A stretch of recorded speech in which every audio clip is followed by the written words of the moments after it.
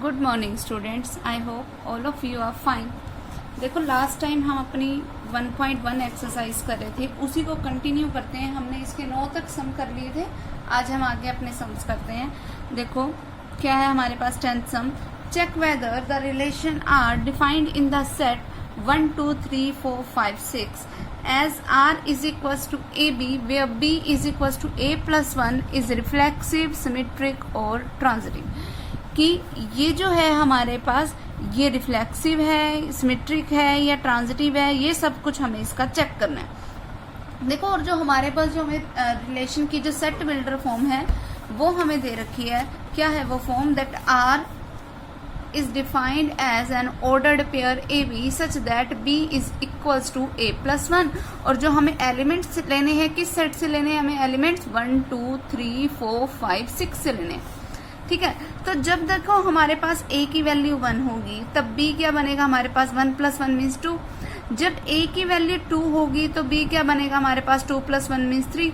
जब A की value 3 होगी तो B क्या बनेगा हमारे पास? 3 plus 1 इज इक्वल्स टू 4।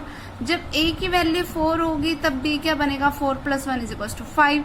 जब A की वैल्यू 5 होगी तो B क्या होगा? 5 plus 1 इज इक्वल्स टू 6। जब A की वैल्यू 6 होगी तब B क्या बनेगा हमारे पास? 6 plus 1 इज इक्वल्स टू 7। अब ये वैल्यू हम नहीं लेंगे, क्यों? क्योंकि हमारे पास सेट में सिर्फ 6 तक के ही एलिमेंट्स हैं, 7 नहीं है, तो हम इस 7 को ले भी नहीं सकते। ठीक है, तो इसका मतलब जो हमारे पास रिलेशन आर में जो ऑर्डर्ड पेयर बने वो कैसा है? 1 2 टाइप का, क्योंकि A की वैल्यू 1 है तो B की वैल्यू क्या है? 2, और हमें ऑर्डर्ड पेयर ऐसे ही बनाना है। ठीक है, पहले नंबर पे A फिर दूसरे पे B, मीन्स फिर अगला 2 3 3 4 4 5 5 6। ठीक है, इस तरीके से हमारे पास रिलेशन तैयार हो गया। अब हमें चेक करना है कि क्या ये रिफ्लेक्सिव है, सिमेट्रिक है या ट्रांजिटिव है। देखो, रिफ्लेक्सिव की तो कंडीशन क्या होती है कि A रिलेट करना चाहिए A से। अब कहीं पर भी ऐसा है कि जो हमारे पास फर्स्ट एलिमेंट है वही सेकंड एलिमेंट हो, कहीं पर भी ऐसा नहीं है। ठीक है, तो यानी कि ये रिफ्लेक्सिव तो नहीं है। ठीक है, फिर अब बात आती है सिमेट्रिक की। क्या ये सिमेट्रिक है? अगर देखो 1 2 बिलोंग कर रहा है, सिमेट्रिक वाली कंडीशन क्या होती है जनरली कि अगर A भी बिलोंग कर रहा है आर में तो B भी बिलोंग करना चाहिए आर में। यही है हमारे पास रिफ्लेक्सिव की कंडीशन। अब देखो 1 2 बिलोंग कर रहा है आर में, अब इसका अगर मैं उल्टा करूं तो वो क्या आएगा? 2 1। तो अब क्या 2 1 आर में बिलोंग कर रहा है? कहीं पर भी नहीं कर रहा। Does not belongs to R, so not symmetric. ठीक है, फिर उसके बाद अब हम बात कर लेते हैं ट्रांजिटिव की। ट्रांजिटिव की कंडीशन कहती है कि अगर A भी बिलोंग कर रहा है आर में, BC बिलोंग कर रहा है आर में, तो AC भी बिलोंग करना चाहिए आर में। ठीक है, अब वो चेक कर लेते हैं। जैसे मान लो कि 1 2 बिलोंग कर रहा है आर में। अब देखो जो जहां B क्या है यहाँ पर हमारे पास 2, तो 2 से स्टार्ट होने वाला हमें ऑर्डर्ड पेयर लेना है। वो क्या है हमारे पास? 2 3। अब वो भी बिलोंग कर रहा है आर में। अब देखो इनको मिला के कंबाइन करके क्या बन गया? 1 3, क्योंकि A की वैल्यू 1 है एंड C की वैल्यू क्या है? 3। तो क्या अब 1 3 आर में बिलोंग कर रहा है? नहीं कर रहा। Does not belongs to R, so not transitive. ठीक है, अगर एक का भी नहीं करता तो आगे किसी का भी नहीं करेगा, तो हमें बाकी कुछ चेक करने की जरूरत नहीं है। Okay, clear? यही करना था हमें इस सम में।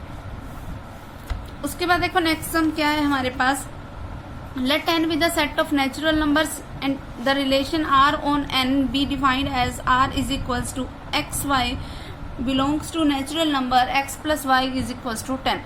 तो सबसे पहले x की वैल्यू 1 रखो तो y की वैल्यू क्या आएगी? इस तरीके से हम अपने सारे के सारे क्या बनाते जाएंगे? ऑर्डर्ड पेयर बनाते जाएंगे। मैंने 1 से ही शुरू क्यों किया? क्योंकि नेचुरल नंबर बोला था और नेचुरल नंबर हमेशा 1 से ही स्टार्ट होते हैं। ठीक है, अब एक चीज सुन लो कि जो भी तुम x की वैल्यूज रखोगे ऐसी ही रखनी है कि जिसकी वजह से y की वैल्यू भी हो वो नेचुरल नंबर ही आए, क्योंकि x और y दोनों ही नेचुरल नंबर में है। जहां पर भी y नेचुरल नंबर आना बंद हो गया वहीं पर उसको छोड़ दो, तो जितने ऑर्डर्ड पेयर बनेंगे वो सारे के सारे रिलेशन में आ जाएंगे। फिर हमें बस चेक करना है कि वो रिफ्लेक्सिव है, सिमेट्रिक है या ट्रांजिटिव है। क्लियर हो जाएगा। उसके बाद देखो next sum. Let L be the set of all lines in a plane, कि L जो है वो एक सेट है। ठीक है, उस सेट में क्या है? सारी की सारी लाइनें हैं, किन की? प्लेन के ऊपर बनी।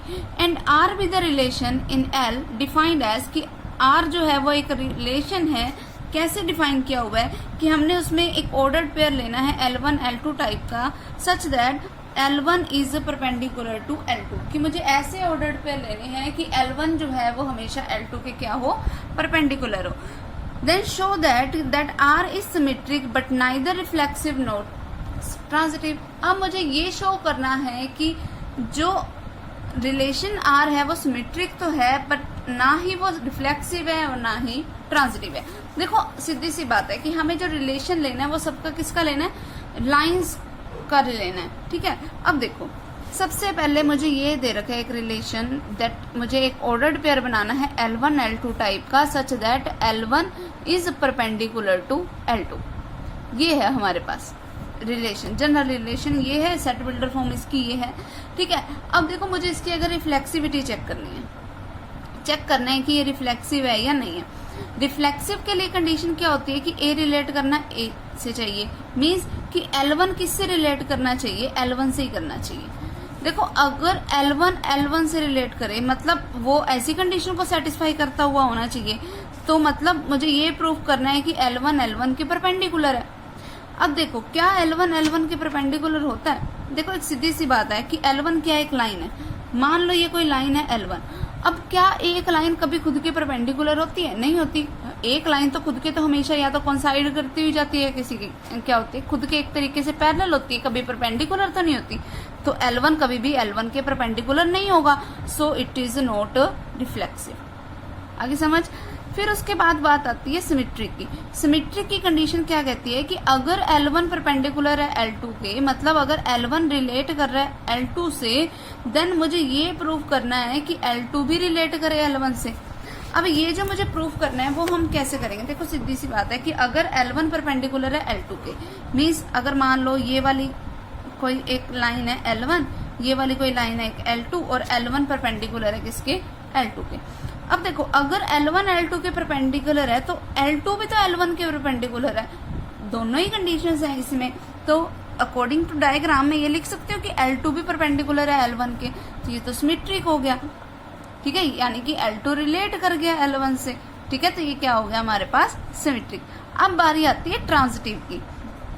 ट्रांजिटिव की कंडीशन कहती है कि अगर L1 रिलेट करता है L2 से, L2 रिलेट गिवन है L3 से, देन प्रूव दैट कि L1 जो है वो रिलेट किससे करे, L3 से।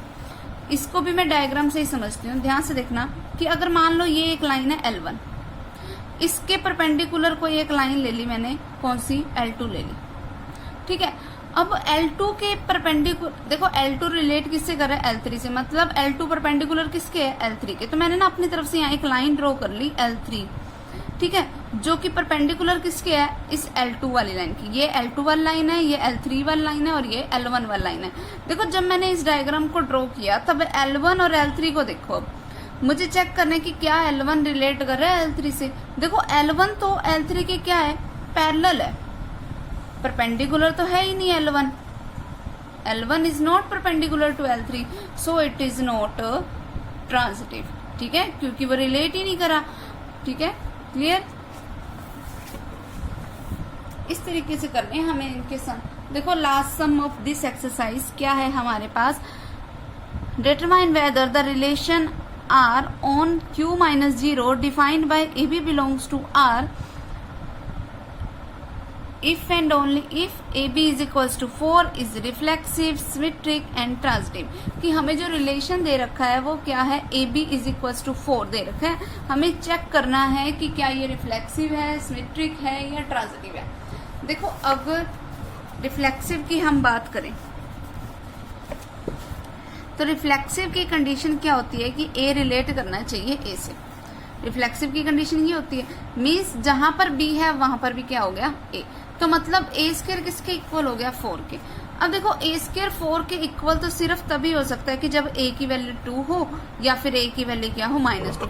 सिर्फ इन दो कंडीशंस के लिए तो चलो ये रिजल्ट ट्रू है, लेकिन अगर मैंने मान लो कि A की वैल्यू ले ली 1, तो क्या 1 का स्क्वायर करने पे 4 आता है, नहीं आता ना, ठीक है। तो मतलब ये देखो हमें ये जो सेट जो है, जो रिलेशन जो हमने डिफाइन करना है वो किसके ऊपर करना है, एवरी रैशनल नंबर्स के ऊपर, सिवाय किसके, 0 के। कि मैं कोई भी वैल्यू ले सकती हूँ सिवाय 0 के। तो मैंने कोई भी वैल्यू ले ली, 1 लेके देख लिया, अब 1 के लिए तो ये सेटिस्फाई नहीं कर रहा, तो इसका मतलब ये रिफ्लेक्सिव नहीं है। आगे समझ, कि जब मैंने a की वैल्यू 1 ली तो यहाँ पर इस 1 को पुट किया तो 1 का स्क्वायर क्या आ गया, 1 आ गया। अब 1 is not equals to 4, so it is not reflexive. अब अगर मैं बात करूं सिमेट्रिक की, सिमेट्रिक की कंडीशन क्या कहती है कि अगर a रिलेट कर रहा है b से, देन b भी रिलेट किससे करना चाहिए, a से। अब देखो अगर a रिलेट कर रहा है b से, मतलब a भी तो किसके इक्वल है, 4 के। अब ये गिवन है मेरे पास कि ए बी 4 के इक्वल है। अगर देखो ए बी 4 के इक्वल है तो मैं इसको आगे पीछे करके भी लिख सकती हूँ, तो इसका मतलब बी ए बी 4 के इक्वल होएगा। तो यानी कि बी रिलेट कर गया ना ए से, क्योंकि बी की जगह ए आ गया और ए की जगह बी आ गया। आगे समझ, तो ये सिमेट्रिक है। ओके, फिर उसके बाद बारी आती है ट्रांजिटिव की। ट्रांजिटिव की कंडीशन कहती है कि अगर A रिलेट कर रहा है B से, B रिलेट कर रहा है C से, then prove that A relate किससे करे, C से। ठीक है, अब चेक कर लेते हैं कि क्या ये करता है या नहीं करता। देखो अगर A रिलेट कर रहा है B से, मीन्स A B 4 के इक्वल गिवन है। अगर B रिलेट कर रहा है C से तो क्या बनेगा, BC इज इक्वल्स टू 4, ये भी गिवन है। अब मुझे चेक करना है कि क्या AC 4 के इक्वल है, ये चेक करना है मुझे, क्योंकि A रिलेट C से तभी करेगा जब AC किसके इक्वल होगा, 4 के। अब देखो अगर AB 4 के इक्वल है, BC 4 के इक्वल है, इन दोनों इक्वेशंस की आपस में मल्टीप्लाई करवाई तो लेफ्ट से लेफ्ट साइड मल्टीप्लाई होगी और राइट से राइट साइड। तो हमारे पास बन क्या गया, AB² इज इक्वल टू 16, यानी कि AC किसके इक्वल आ गया, 16/B² के। यहाँ से तो AC की वैल्यू ये आई और आनी क्या चाहिए थी, 4, वो तो आई नहीं हमारे पास, तो ये क्या हो गया, नॉट ट्रांजिटिव का केस। आगे समझ क्लियर। तो ये थी हमारी ये पूरी एक्सरसाइज। उसके बाद देखो अब हम अपनी नेक्स्ट एक्सरसाइज स्टार्ट करते हैं। नेक्स्ट एक्सरसाइज क्या है, अबाउट इक्विवेलेंस रिलेशन, कि कोई भी रिलेशन जो है वो इक्विवेलेंस रिलेशन कब होता है। देखो कोई भी रिलेशन इक्विवेलेंस सिर्फ और सिर्फ तब होगा कि जब वो रिलेशन रिफ्लेक्सिव हो, सिमेट्रिक हो और ट्रांजिटिव हो। अगर वो इन तीनों में से किसी एक कंडीशन को भी सेटिस्फाई नहीं करता ना, तो वो इक्विवेलेंस रिलेशन नहीं होगा। अब जितने भी सम आएंगे एक्सरसाइज में वो हमसे पूछेगा कि क्या ये इक्विवेलेंस रिलेशन है या नहीं है। तो बस हमें करना क्या होगा, हम उसकी रिफ्लेक्सिव वाला चेक कर लेंगे, उसका सिमेट्रिक चेक कर लेंगे, उसका ट्रांजिटिव चेक कर लेंगे। अगर वो तीनों कंडीशंस को होल्ड कर रहा है, मतलब रिफ्लेक्सिव भी है, सिमेट्रिक भी है और ट्रांजिटिव भी है, तब तो हम एंड में लिख देंगे क्योंकि तीनों कंडीशन सेटिस्फाइड हो रही हैं, तो ये इक्विवेलेंस रिलेशन है। अगर बाय चांस किसी समय ऐसा होगा कि वो रिफ्लेक्सिव की कंडीशन को ही सेटिस्फाई नहीं किया, तो हम क्या बोल देंगे कि it is not a equivalence relation. तो हमें सिमेट्रिक और ट्रांजिटिव चेक करने की जरूरत नहीं पड़ेगी, क्योंकि हमें तो इक्विवेलेंस बनाना है ना, और इक्विवेलेंस के लिए तो तीनों कंडीशन ट्रू होनी जरूरी है। अगर पहले भी ट्रू ना हुई ना, तो सम को वहीं खत्म कर दो कि ये रिफ्लेक्सिव नहीं है तो इक्विवेलेंस तो है ही नहीं है। ठीक है, इस तरीके से करना है हमने इन सम्स को। तो पूरी एक्सरसाइज में यही होगा इक्विवेलेंस रिलेशन के बारे में। ठीक है, रिफ्लेक्सिव, सिमेट्रिक वगैरह सारा कुछ चेक करने का तरीका हमारे पास बिल्कुल यही होगा। ठीक, पार्शियल ऑर्डर रिलेशन वैसे हमारे सिलेबस में है नहीं, बस इसमें होता। वैसे मैं तो इसकी डेफिनेशन बता दूं कि एक रिलेशन को पार्शियल ऑर्डर रिलेशन तब बोलते हैं कि जब रिफ्लेक्सिव हो और एंटी सिमेट्रिक हो और ट्रांजिटिव हो। मतलब ये तीन कंडीशंस को बस सेटिस्फाई करना चाहिए। एंटी सिमेट्रिक होना चाहिए, उसमें क्या है, सिमेट्रिक होना चाहिए, और इसमें क्या है हमारे पास, एंटी सिमेट्रिक। ठीक है, देखो उसके बाद हमारे पास ये जो ऐसे इसके बेसिक में दे रखे कॉन्ग्रुएंसेस ऑफ मॉड्यूलो एन, ये हमारे सिलेबस में नहीं है, तो इसको देख के कंफ्यूज मत होना। ठीक है, देखो अब हम इसकी एक्सरसाइज के सम स्टार्ट करते हैं।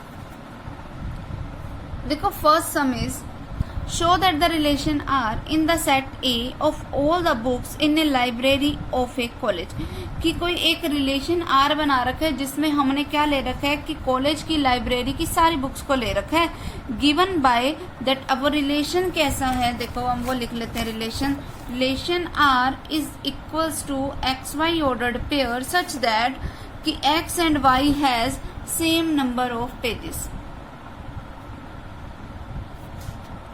Same number of pages, x और y के सेम नंबर ऑफ पेजेस हैं, ये रिलेशन है हमारे पास।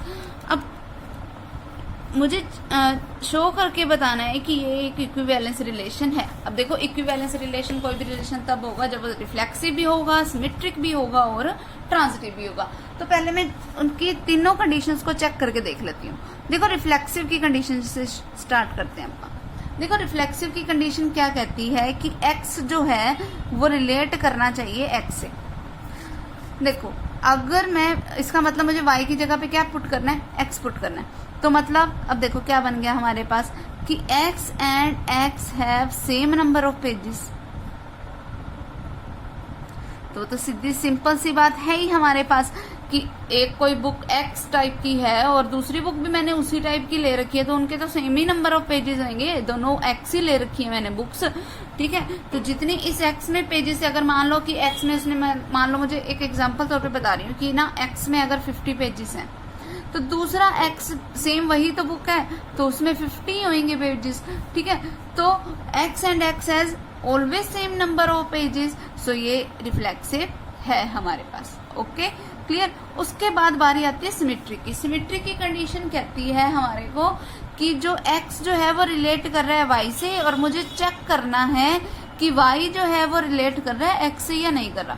देखो अगर x रिलेट कर रहा है y से, इसका मतलब x एंड y है same number of pages, have same number of pages, ठीक है। अगर x और y के सेम नंबर ऑफ पेजेस हैं तो मैं इसको ऐसे भी तो बोल सकती हूँ कि y और x के भी सेम नंबर ऑफ पेजेस हैं।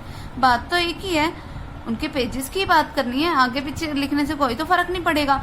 तो मतलब अब x देखो ए बी, और अब क्या बात आ गई बी, मतलब अगर एक्स वाई है इसकी जगह पे तो मतलब मुझे ऑर्डर्ड पेयर चेक करना है किसका, वाई और एक्स का। तो मतलब एक्स की जगह वाई लिख दिया, वाई की जगह एक्स लिख दिया। तो अगर एक्स और वाई की सेम नंबर ऑफ पेजेस है तो वाई और एक्स के भी सेम नंबर ऑफ पेजेस है। इट मीन्स कि वाई रिलेट किससे कर गया, एक्स से, ठीक है। तो ये कैसी कंडीशन है, सिमेट्रिक कंडीशन। क्लियर। अब बारी आती है किसकी, ट्रांजिटिव की। ट्रांजिटिव की कंडीशन कहती है कि अगर x रिलेट कर रहा है y से, y रिलेट कर रहा है z से, then prove that x relate किससे करे, z से।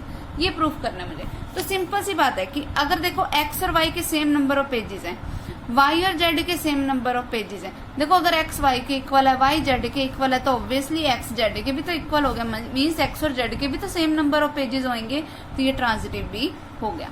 क्लियर। इस तरीके से हमने ये सम करना है, ठीक है। तो ऐसे वाले सम हम पहले भी कर चुके हैं, और ये 2 से डिवाइड वाला भी हमने इवन वाला किया था ना पिछली एक्सरसाइज में, वही सेम है वो 2 से डिवाइड करने होने वाला, ठीक है। तो इसके हम सम करेंगे कल के लिए 4 तक, ठीक है। बाकी के सम हम अपने नेक्स्ट टाइम करेंगे।